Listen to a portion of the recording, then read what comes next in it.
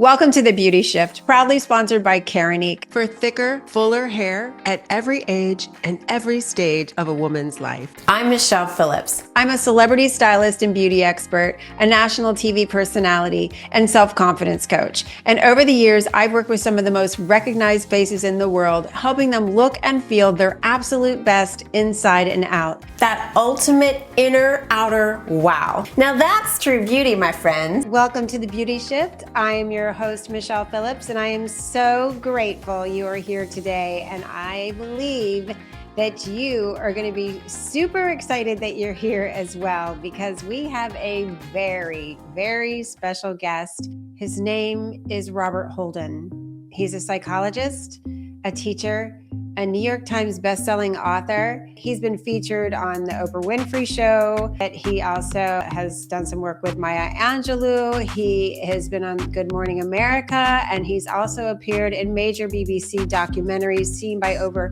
30 million people worldwide.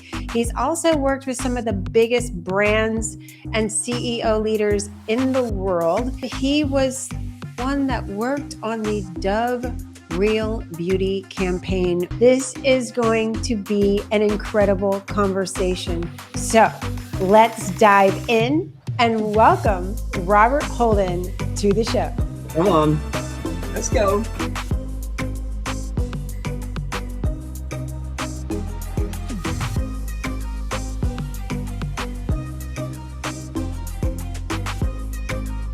Welcome to the Beauty Shift, Robert. I am so excited to have you here. We've been talking about doing this podcast for a little while, and both you and I have had some scheduling stuff, and we're like, okay, this is it. I'm so happy that we're doing this, and this moment has been glowing in my calendar. So I'm happy we're finally here and that we're doing this. We were just dancing because the last time I saw you, I attended your talk at the I Can Do It conference with my husband, Rick. And I've got a little B-roll here I'm going to show, but you started off your talk with the music of September from Earth, Wind, and Fire. And the entire room just got up and everybody was dancing. And every time I hear that song now, I think of you. And it's so fun because it's one of my favorite bands, and I was able to go backstage with them many years ago. And you had the same, very similar story, only I think even better experience.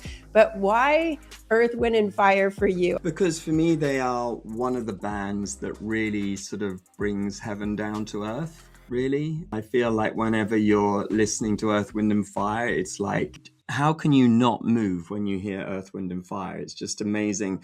And I know also they're such an intentional band. You know, they really embrace the I am, the sense that we're meant to incarnate into our bodies, that, so much of spirituality is about how to evacuate, from the world and transcend from the world. But actually, I think spirituality, and by the way, true beauty, is about being in your body, being present in your life, and being a full expression of who you are whilst we're here. Yeah. I completely agree. And I just have to tell you that my first time speaking at a conference, at the I Can Do It conference with yourself, Louise Hay, Wayne Dyer, and it was like a huge dream come true. And when the brochure arrived at my home, my picture was right next to yours. And I was so excited because I have felt like the entire time I've been at Hay House, which has been many, many years.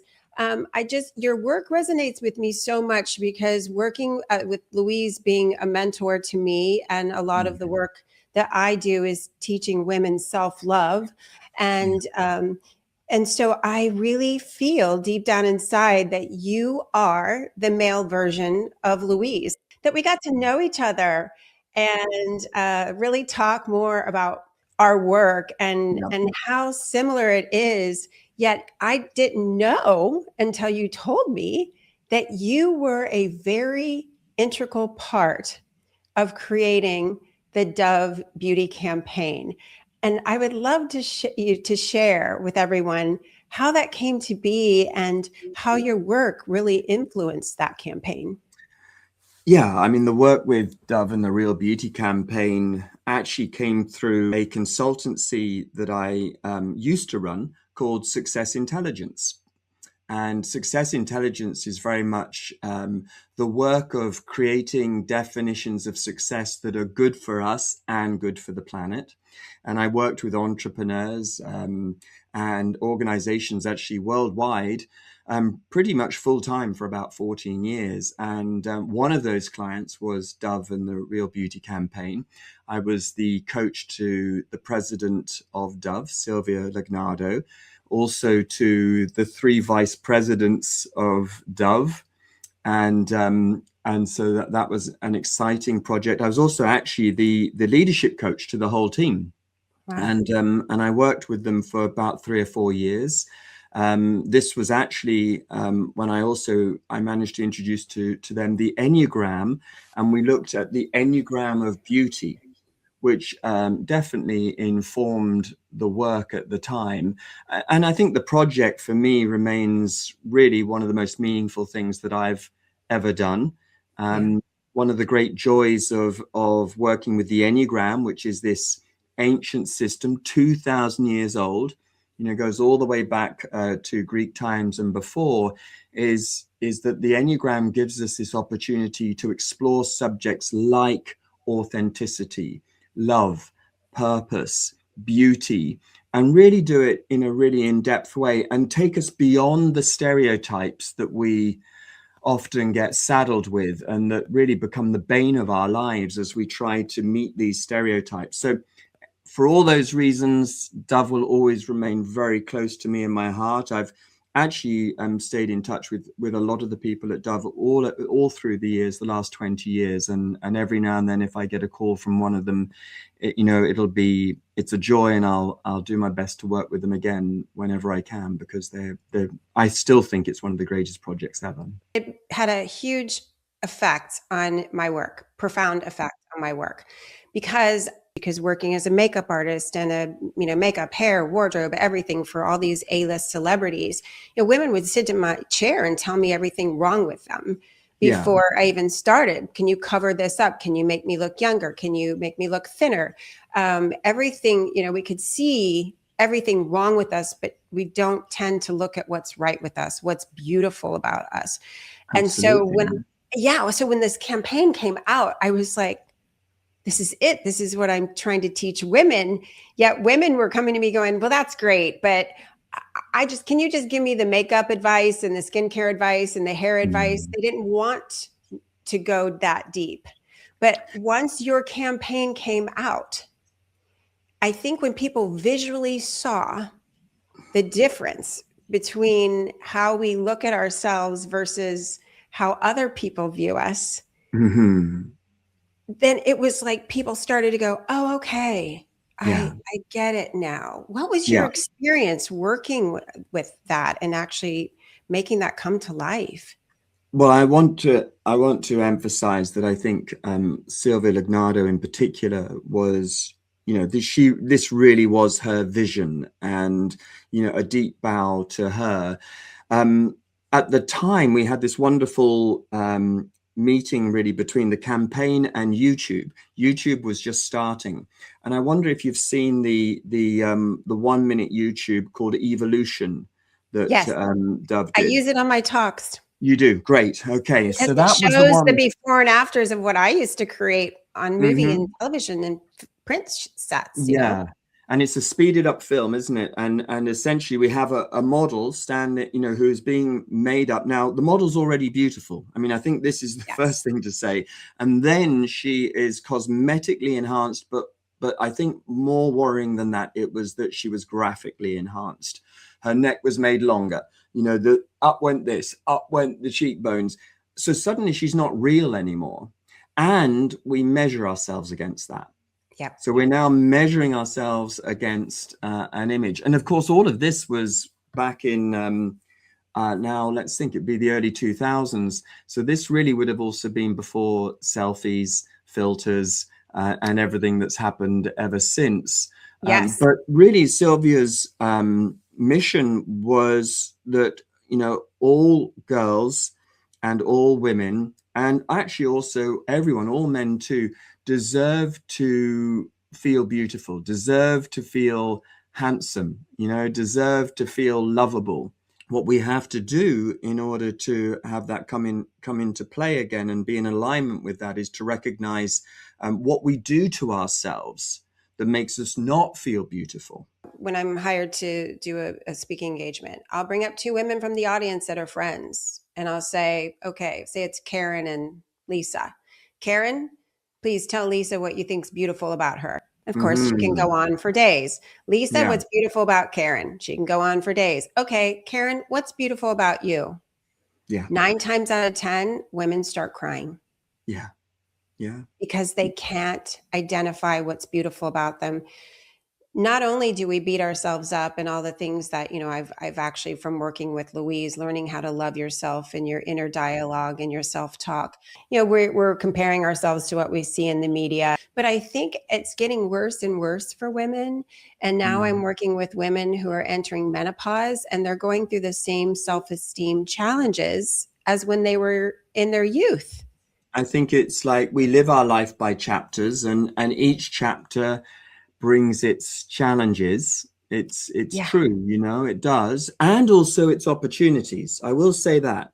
I think one of the great things about life is that if you really play it right, as you age, you can discover a freedom where you become less concerned about how the world is seeing you and more interested in how you see yourself and how you'd like to really show up in the world. So, there is always that opportunity as well, which is a great thing. Louise Hay, of course, was, an absolute champion at this.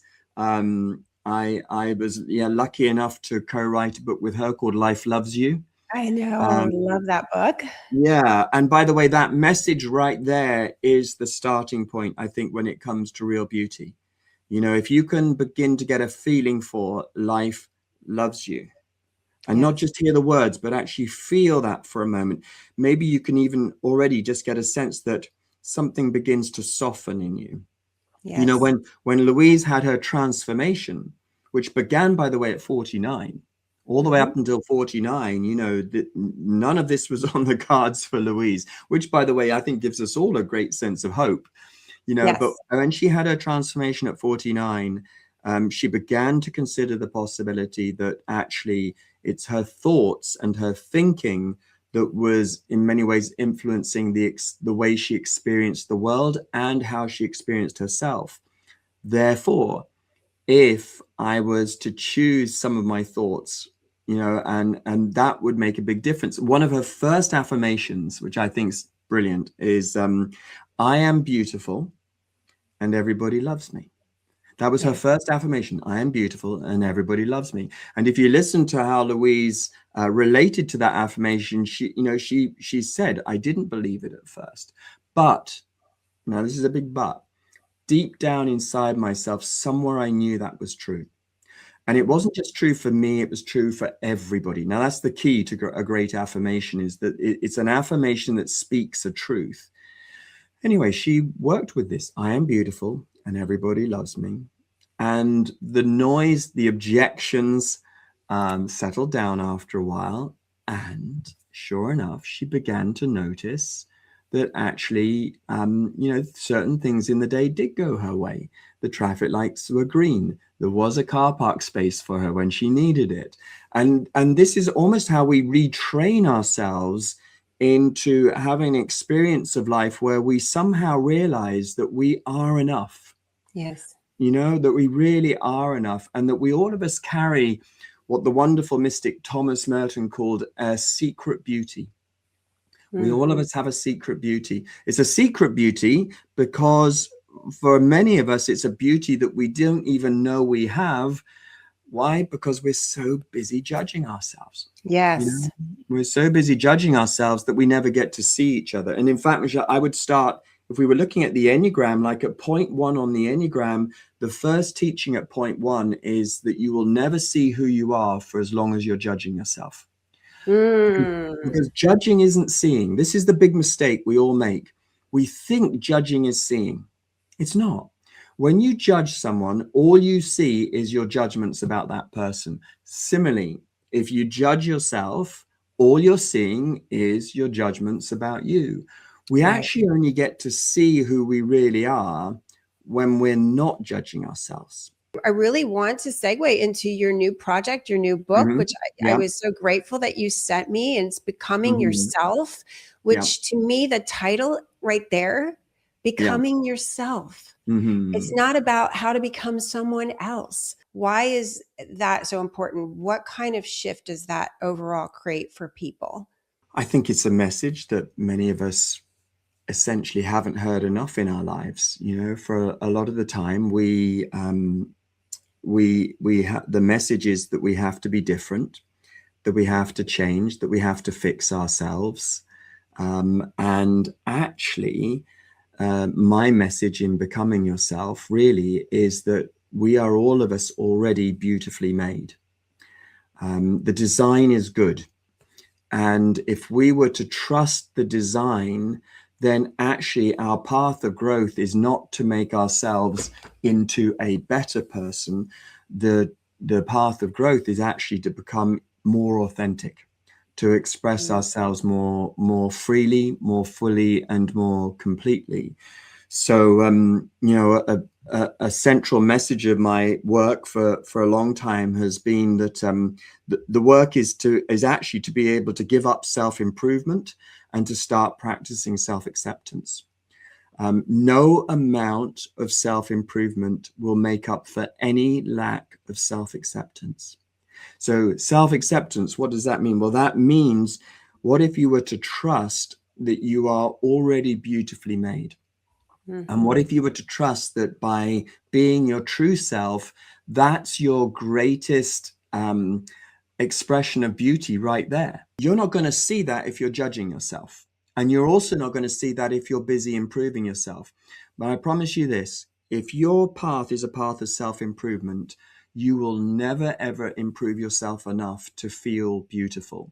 At some point, this is radical, this is really radical, but at some point, you've got to be able to say, my goal now isn't to make a better self. My goal is to enjoy being myself. Yes. And being myself as I am right now. I often say to people, you don't have to be perfect to be amazing. You just have to be you. And that, if you trusted that, honestly, I promise you, it doesn't sound true until you start to try it and still you go with it. None of this stuff works in theory, by the way. It only works in practice. So you have to jump in. You have to jump in and you say, come on, okay, let's not try to create a perfect self from now on. Let's instead trust that I'm well made. I'm perfectly made. And actually, let's just lead with what is my truth, what I believe in, what I want to live by, and trust that that's how you blossom. You know, that's how you flourish. And there's nothing more attractive, I think, on the planet than seeing someone who's being true to themselves. For me, I've been really, really practicing this a lot the past 2 years. And I am saying no to people, circumstances, offers being come to me that I would usually be afraid of saying no to. I find that, the fear factor that comes with being very authentic, very true to yourself, speaking, with good, with love in your heart, even when you're telling somebody maybe something that bothers you. Yeah. It's always this fear of rejection, of not being Yes. accepted, of what other people will think. What is your advice for those fears that pop up when you're really trying to be your authentic self and it's maybe not the person that everybody knows you as? Yeah, sometimes when you really want to make a shift in your life, it's like learning a new dance step. A dance step that's like your original dance step, like the dance you wanted to dance in the beginning. And when you dance that dance step, sometimes what that means is other people have to learn your new dance step too. They have to adjust as well. So, this is courageous work, but, in the end, what I would have to say to you is that, it's a risk being authentic, but it's actually more of a risk not to be authentic. In the end, I think we have to go for it, and we have to say, we have to trust that, if we choose to be more authentic, the people that really love us, the people that really care about us, are going to want to champion us and embrace that more true self. And if our more true self isn't completely right for some people, well, I think in the end, whilst that is sad and that requires some letting go of certain friendships perhaps along the way, we also have to trust that, look, they have their path, I have my path. Deep down, I think we all love each other. I would say that on a soul level, I think we all love each other. But in this world, at this time and this life we're living right now, you know, the great work is to be authentic. It is to follow our own path. And sometimes if people can't travel the whole way with us, we have to be courageous. And what I would say, I think back to the first part of that question, the more I accept myself, and here's the key, the less I reject who I am, the less afraid I will be of other people rejecting me. Yes. So the more I accept myself, the more I'm in tune with life loves me, the more I remember that inner beauty and my true path, then yes, you know, not everyone can walk with us, but I think we'll be less afraid of being rejected. And also, by the way, I think we'll take it less personally. Mm-hmm. When we're really, really accepting ourselves and not rejecting who we are, I think we take it less personally. We're more philosophical and we understand, okay, you know, we each have a path to walk this lifetime and we can't all walk together. But we can carry each other in our hearts, that's for sure. You don't have to necessarily say, hey, I don't want to hang around you anymore, or I don't want to work with you anymore. They just start to fall away when you start to shift. So, it's so true. And then you realize that letting go is really freeing. Mm-hmm, mm-hmm. And like, it's almost like you said, when you can't afford not to be yourself. Yeah. Because when you are, you feel so much more free once you get through the fear factor. Yeah. And then boom, you can't live otherwise, and your life becomes even better. I just want to take a quick moment to thank our amazing sponsor, Keranique, the go-to brand for women's hair growth solutions. If you're looking for healthier, thicker, more beautiful hair, no matter what hair concerns you have, Keranique has got you covered. Their products are clinically proven and dermatologist recommended, offering a complete hair care system, including treatments, shampoos, conditioners, and supplements to help you achieve stronger, fuller looking hair from the inside out. So whether you're starting your hair regrowth journey or maintaining gorgeous, healthy locks, Keranique has a solution for you. And as a Beauty Shift listener, you get 25% off site-wide. All you have to do is head over to store.keranique.com and use the code BeautyShift25 at checkout. Thanks again, Keranique, for supporting the Beauty Shift and helping women everywhere feel confident and beautiful. So now let's get back to the show. And so in reading your new book, which this is not just a book, this is you've got a quiz. So we can go online, we can take the Enneagram quiz, we can identify our personality type, and then you have the book that really supports that and teaches us all about our personality type. Why is this so important, the Enneagram? And why is identifying our personalities, like, how can this really help us shift things even better? The first thing to say is that it's over 2,000 years old. Wow. It's a really, really ancient system. And it's a system that embraces spiritual wisdom as well as modern psychology. Now, the spiritual wisdom piece is super important because, you know, I trained in psychology and I trained in a lot of models where the work was all about diagnosing you, working out what's wrong with you, and offering you a solution. Now, I have to tell you, that is a very modern take on how to understand ourselves and become ourselves. The more ancient approach really was based on a sense of wholeness, that actually each and every one of us is already beautifully made, as we've been talking about. We go back to Plato. Plato talked about the sort of the perfect self. The perfect self. Now, perfect in the old days meant the whole self. a self that was beautifully made. One of the things that I love about the Enneagram is it's not trying to change you. It's not trying to diagnose you. Actually, it's not really even trying to type you. I'll get to that in a minute. What it's offering you is a path of growth to help you become more your true self. So it's a model of 9 types. So, you and I might say, oh, I'm a type 1, I'm a type 3, I'm a type 4. Just to place a marker here. The Enneagram is not typing you. It's not typing your identity. Your identity is untypable. Your soul cannot be typed. Your soul is too infinite, too beautiful, too amazing to be typed. What we're typing is your life outlook and the way you tend to see things and the way you tend to approach life. So, for example, at type 1, which is the home base for the perfectionist, a type called the perfectionist. They're called the perfectionist because they are looking for that which is really is perfect and whole. Now, on an ego level, when we see a world through perfection, actually what we're doing is we're using our judgment to try to find perfection, and that's our mistake. Once again, if you judge yourself, you'll never see who you are. You'll only ever see your judgments about who you are. That's why, by the way, Louise encouraged us to practice mirror work. Yes. And the first work in mirror work is to look at yourself in a mirror and notice that the mirror isn't doing anything to you. Yeah, the mirror is not doing anything to you. What we're doing to ourselves is we're judging the heck out of ourselves, and that's why we avoid mirrors. Yeah, so when we sit in front of a mirror and we recognize I'm judging myself, I'm judging myself, I'm judging myself. Oh, wait a minute.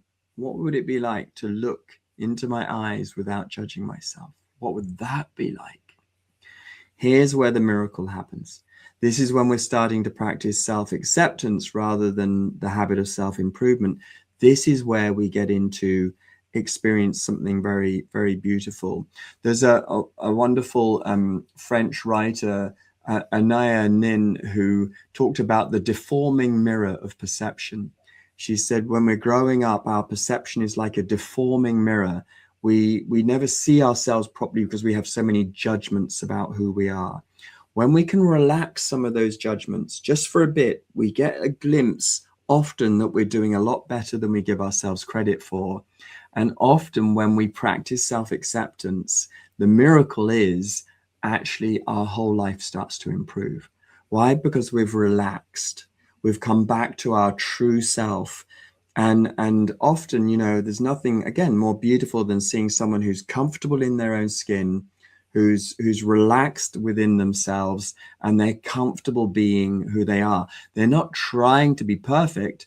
They're just being authentic. And I think authenticity beats perfectionism every time. Absolutely. Yeah. Perfection to me is something that's unattainable. I feel like if we're pursuing perfection, which so many of us are today in our world of comparison, I call it the comparison trap, that we get into, the thinking that that person is perfect or their life is perfect or their body or whatever it may be. And we're just basically setting ourselves up for being very unhappy and not feeling good about ourselves. A lot of people talk about being present in the present moment. But when you're talking about it in this book, I feel like it's something that to strive for as much as possible. Is that right? Or how did I misinterpret that? Well, no, that I think it's really trusting that the more we really show up as who we really are, the better that's going to go for us. Eventually, I will say that, because I think it takes courage to do this. One of the central teachings of my work is that if you think something is missing in your life, it is probably more of the real you. So this is the call to be present. Sometimes we think something's missing in a relationship, or it's missing in the book we're writing. Like we're writing something and it just, I don't know, there's something missing. It's not quite landing, or there's something missing in the talk I'm giving, or in the project I'm managing. And often what's missing is more authenticity, more honesty, more of what I really care about, more of what I really know to be true. And I think that's being more present.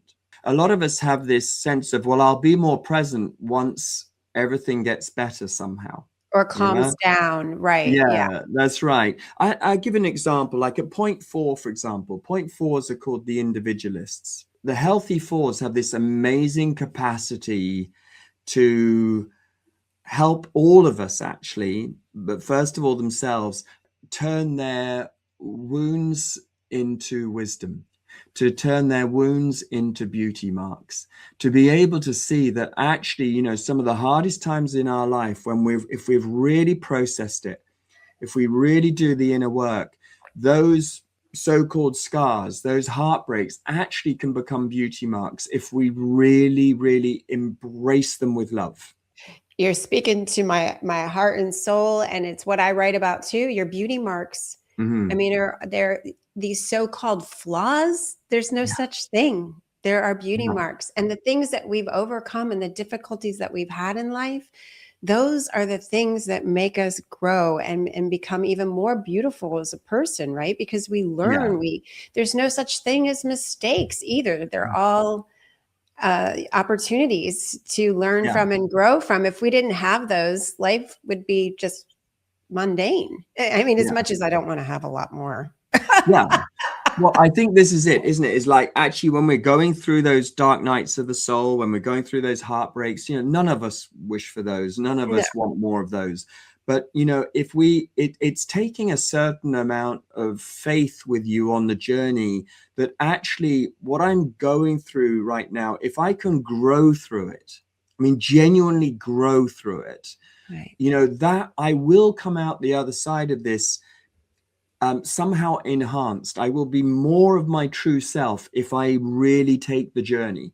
If I try to avoid the journey, sidestep the journey, suppress the journey, I'm not growing. I'm not becoming myself. But fundamentally, I think who we are in truth is bigger than the experiences we have in our life. And so therefore, when we call upon that true self and call forward more of our, well, I'd say more of our soul, you know, the essence of who we are, that's a really important thing. You know, one of my favorite prayers, Michelle, is by Macrina Wiedeker, the Benedictine nun. It's a prayer that I often recite at point 4 on the Enneagram. And the prayer is this: oh God, show me the truth about myself, no matter how beautiful it is. Just that. Oh God, show me the truth about myself, no matter how beautiful it is. Now, to do this prayer well, you have to say the words, and then you've got to keep quiet for 5 minutes. And you've got to let God show you who you really are. And you've got to let God like shine a light on you and show you the self that God made, not the image of yourself that you're now comparing against everybody else's image. Back to your point. Because, you know, when we're comparing, we're only comparing images. We're not comparing essence. Exactly. You know, we're what's that phrase? You know, we compare our insides with everybody else's outsides. Yes. You know, and it's like, no, come on, that's not fair on us. That's not fair on anybody. And by the way, we would not recommend to anybody else that they do this. We would never do that. We'd never recommend that to our daughters, to our sons, to anybody, you know, and yet we do it to ourselves. Oh God, show me the truth about myself, no matter how beautiful it is. After that, be quiet, be humble, and listen and observe and feel how your true essence, honestly, is far more beautiful than you could ever conceive. Yeah, if you think about your child, your children, I mean, that's the only way you view them. Yeah. But we tend to not do that for ourselves.